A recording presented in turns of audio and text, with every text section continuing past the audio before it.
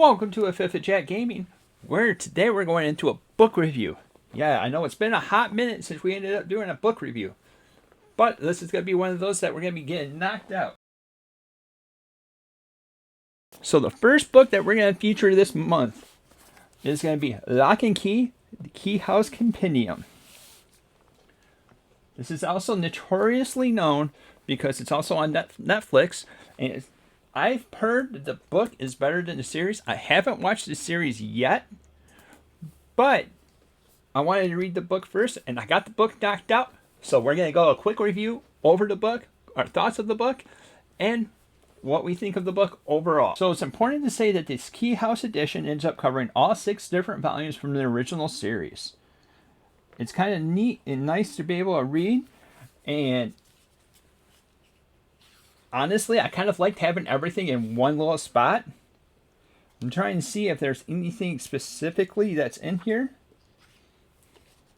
So, Book 1, Welcome to Lovecraft. Book 2, Head Games. Book 3, Crown of the Shadows. Book 4, Keys to the Kingdom. Book 5, Clockworks. And Book 6, Alpha and Omega. So that's covered in this book. Let's switch over to cameras to be able to show you how the book looks like and what's inside. Alright, so this is the cover that's on it. It's the Keyhouse Compendium. It's by Joe Hill, which is the son of Stephen King, so it's a nice little touch there. Gabriel Rodriguez and Jay Protos. That's the side. Let me back up the camera a little bit here.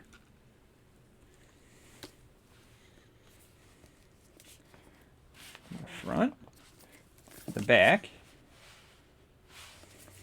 and then we'll take the dust jacket off. That's the front, the spine, and the back. It's by IDW. And this book is kind of a nice little touch to it. I have to say, overall, it's a nice, the art and stuff like that was pretty nice. But my favorite story in this book would be Head Games. And if you actually end up picking up the book, I would strongly suggest to be able to read it and find out. But it's about this family that ends up going through a whole bunch of turmoil. And there's a lot of stuff that this family goes through. And they end up losing their dad and moving over to this little place, the little mansion that actually has the lock and key aspect to it. My favorite one was Head Games because where they actually end up finding a key where you could pop open a person's head and be able to take out stuff and put stuff in. And it was kind of a crazy mixture. But overall, I would say that I would give this a 7 out of 10. Because I felt like the story was decent and good stuff. And then I kind of feel bad with what the kids end up going through. Because there's a lot of real world stuff that comes right through this book. And I'm trying not to give away too much of it. But it's definitely something that I would strongly suggest to not have a younger kid read. I would say wait until like an older teenager to be able to pick it up.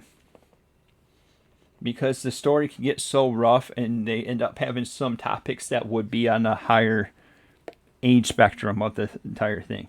But there's this person that's in the well that ends up trying to find a way, trying to get out and stuff like that. And this ends up having a story that it's not just their lifespans. It's not just their dad's lifespans, but it happened before that. And there's like one story that's from Locke and Key that's not included in this, which is called like the golden years of Locke and Key, which it breaks it down back into the days that it was first created.